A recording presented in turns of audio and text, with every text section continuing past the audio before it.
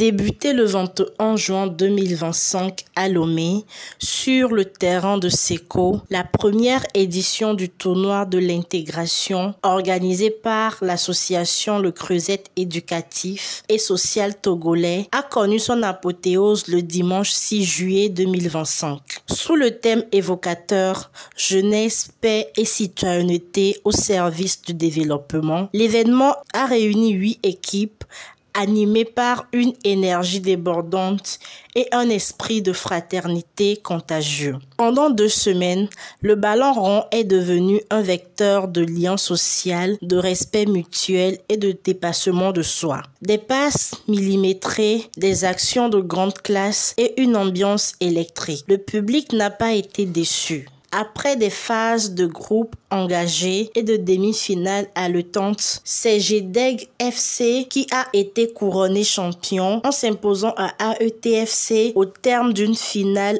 intense. CSK Plateau complète le podium à la 3e place. En marge de la cérémonie de clôture, le président de l'association, entouré de son équipe engagée et passionnée, s'est réjoui du succès de cette initiative. Il a lancé un appel vibrant à la solidarité, encourageant toutes les bonnes volontés à rejoindre ce combat citoyen pour un Togo plus uni, plus juste et plus éclairé. Je tenais tout d'abord à remercier tous les participants à cette édition du tournoi de l'intégration. C'est une satisfaction pour nous que ce tournoi puisse aboutir sans incident majeur. C'est la jeunesse qui est au service du développement. C'est la motivation première à apporter notre contribution au développement. Montrer que par la cohésion sociale, on pourra développer ce pays autrement.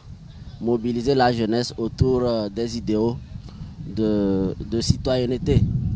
C'est aussi pour nous une manière d'accompagner le développement dans notre pays. Nous invitons tous les partenaires qui seront amenés à être intéressés, qui épousent nos idées, de nous contacter parce que ce n'est que la première édition et les activités seront encore multiples. Il y aura avant la rentrée une tournée au cours de laquelle nous ferons des dons aux élèves. Nous allons accompagner les enfants démunis, les jeunes qui veulent apprendre un métier et qui sont en difficulté financièrement. Au-delà de la compétition, l'esprit de reconnaissance était aussi au rendez-vous. 100 000 francs CFA pour le champion, 50 000 francs CFA pour le finaliste et 25 000 francs CFA pour la 3e équipe. Des distinctions individuelles ont également honoré le meilleur joueur, le meilleur buteur et le joueur le plus citoyen du tournoi, soulignant que la technique et le talent ne vont jamais sans les valeurs humaines.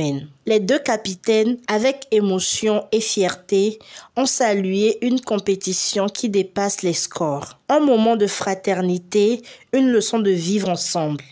Nous sommes en joie parce que ça n'a pas été facile. Du début jusqu'à la fin, on a donné le meilleur de nous. Et à la fin, on a eu ce qu'on voulait, notre objectif. La compétition nous a permis à se découvrir.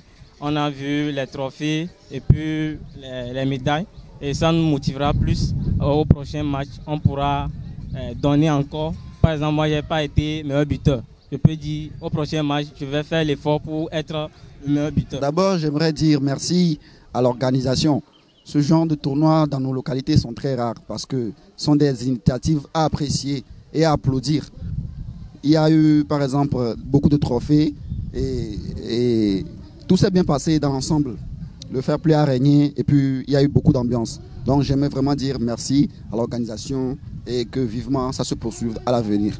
Cette belle réussite de l'événement est l'œuvre de 2 jeunes originaires de Kara qui prouvent qu'avec une vision commune et de la détermination, les rêves deviennent actions et les idées des solutions concrètes. Leur engagement s'inscrit pleinement dans la dynamique de paix et de développement prôné par son Excellence Monsieur Faure Esozimna Nyasingbe, président du Conseil.